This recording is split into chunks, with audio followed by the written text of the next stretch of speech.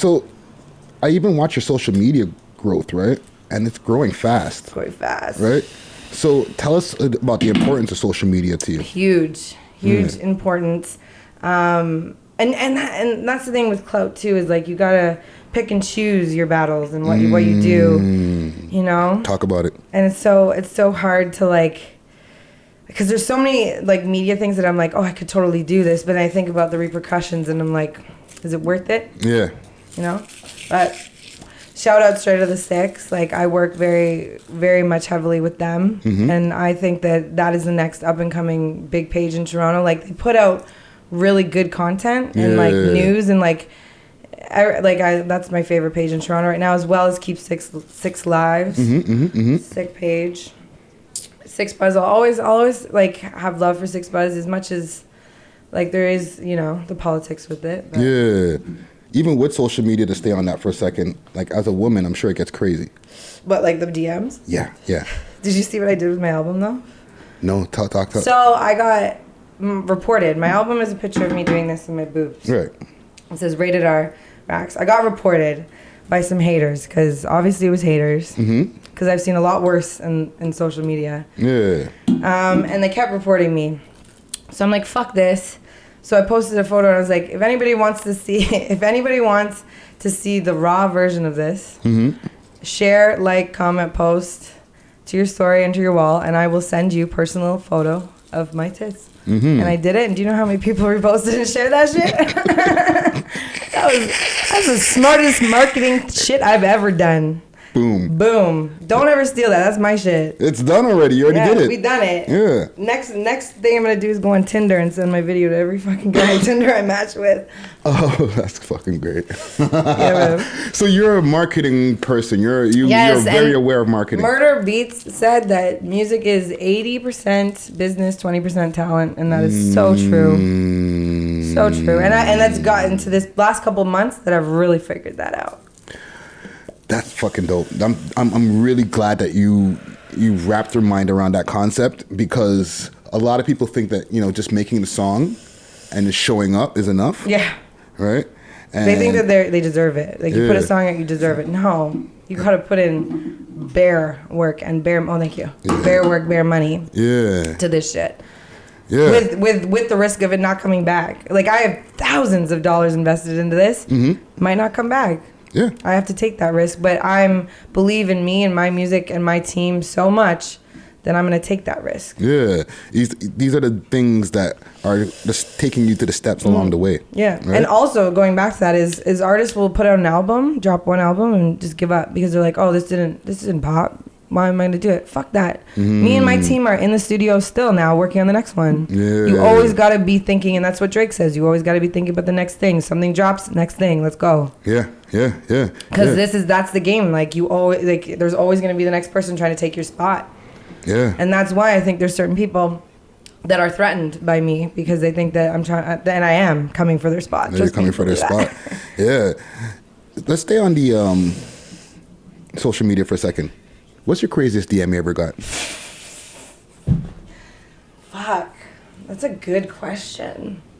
Because I know, and you know, excuse me to like us men, we've done crazy things. You know what I'm saying? Not myself, because like I'm worried about getting screenshotted and all that type of dumb shit. But I'm sure that you've seen some crazy DMs. Well, yeah, like guys always offering me to fly me out places to pay me to do things and stuff like that. Things like what?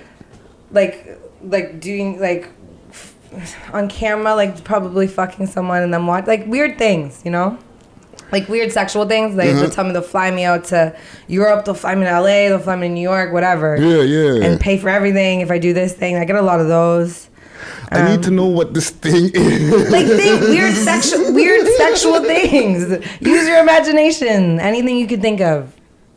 Like piss on you, shit on you, shit? Yeah, shit like that. Wow. Yeah. Feet people. There's a lot of big feet people. There was a guy Wait a minute. once. So they want you to piss on them? Yeah. And shit on them. That's crazy. Oh my God. There's one guy that wanted, like, oh, fuck, you're giving me flashbacks, fam. This is what I'm here for. Ricky, a.k.a. Flashback King. There's a guy that's like, he wanted me to, like, like shit in his mouth and shit, like and it like shit play like just weird like stuff. I'm like, people are into this. Like, wow. I'm into some freaky shit. But when it gets to like bodily fluids, nah, count me out. That's crazy. That's crazy. Yeah. And these are all out of town guys. Usually. In town guys. Yeah. I'm trying to think. Because, like, they're all usually the same kind of message, you know? Like, yo, shawty. You bad. When you gonna let me pull up on that? What's going on with the wazzle? Oh, no, it's so funny. what's one of the mandem type of phrases that you see in the DM that you're like, wow, you said that? Just all that Toronto lingo. Like, we were just talking about that today. Just how, like, men, like, the lingo in Toronto. Like, if some guy's like, your family, I'm like, no. I'm 30. Yeah. I need an intelligent conversation. Yeah. To, like, stimulate my mind. Mm-hmm. And I can't with these kids. Yeah. That's crazy. Yeah, but it's funny. Man. It's entertaining. But you know what? Like, some of these people are really, really lonely, and I try and do my best to like answer people and reply back, because I think that engaging with your fans is very important. Yeah. And a lot of my fans are men. I wonder why. But yeah. So that brings me to another question. Okay, because I could sort of relate from this standpoint of doing the podcasting, and we have people, you know, fans, supporters out there who stop us on the road. Yeah. Right? And we have like a lot of men who watch the podcast. Yeah. And with rappers, men have a lot of women who are their fan base, and a lot of men who are their fan base. How do you separate, as a rapper out there and as an attractive female, how do you separate the stalkery guys from the fan base?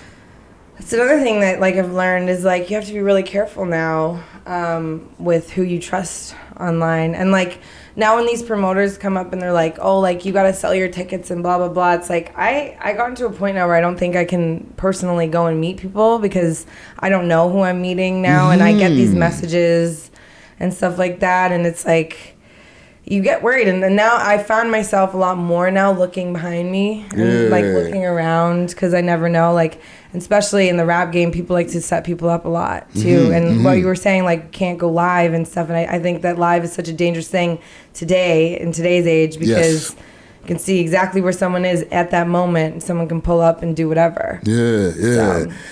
I seen A.R. Paisley post. Big up to A.R. Paisley, right? Did you see? Is there something else? No, I have the biggest crush on AR. Oh, yeah? Yeah, it's like all over the news. I feel like I'm like connected and I'm missing so much shit. But there was Instagram pages that put up this big post like saying, because of my Everything Toronto interview, they posted that I had a crush on AR, and it just, people thought that was so entertaining. Like, and that's the thing as a female, like, people focus on stupid things, like, who's she in a relationship with? Who's she fucking? Who's she beefing with? It's never about the music. Like, let's make it about the music. Yeah, well, you know, I try to keep it music and life. But, you know, we go all over the place, right? And even, let's stay on that for a second, crushes, right? I heard you spit a bar about a Nana Goody crush. Say she's taking over, Goody gang all day. Nana out here, she look good, she don't got time to play. I do. Oh, yes. Biggest crush. I was listening. I was going through the bars, and I was really like, appreciate interesting. That. Yeah, no, that song was before me and Goody were friends. Okay. Me and Goody became actual friends now. Like, me and her, I fuck with her so heavy. Yeah. But I was like the biggest fan of hers. Like, when I started in this shit, I saw Goody's stuff, and I thought she was the best rapper in Toronto, and it made me so mad when people are comparing her and Chromas.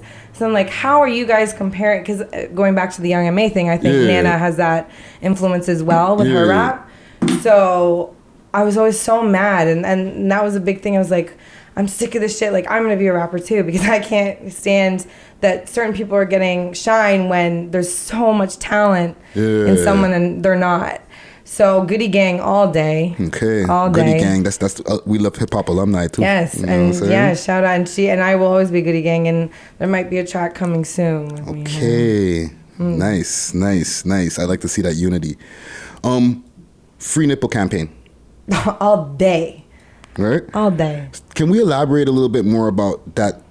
The grievances that you had on social media when it comes Still to having it. that? I'm blocked on Facebook right now because I posted my Spotify. Really? Like, I got approved. My artwork got approved, like with distro and everything. So Apple Music's posting it, Spotify's posting it. Everyone's posting that album cover. Right. There's album covers that are worse than that. Yeah. Like there's no nipple. There's a little underboob, whatever.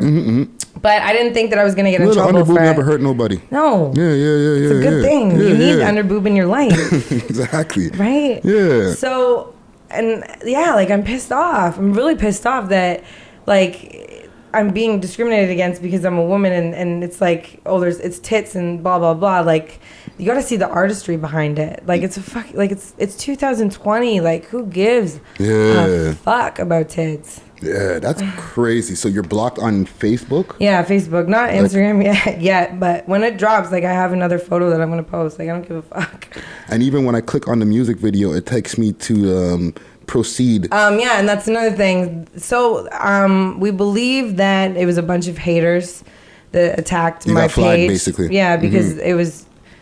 I have my beliefs of who it is, but I don't know. But it's a bunch of haters because... they had to have reported me, right. And they went and did everything. They went through my whole page. They did my whole YouTube page, everything. So now Bounce as well is 18A. And I had a YouTube ad going, and it got taken down. So I bet you it would have been at 100K right now. But my ad, it got flagged. It got stopped for a while too. So people are fucking with me. That's fucked up. Yeah, man. But it is what it is. I learned my lessons. Yeah. Maybe the next one I'll keep it a little bit more PG, but it's my branding. Yeah. And I'm not going to compromise my branding for society sensitivity. Like, fuck that. Yeah. It's art. It's my art. I'm going to say what I'm going to say. And did you hear that one song, Rated R, on the album? Yeah, and that's like, there's a lot of bars going on in there, right?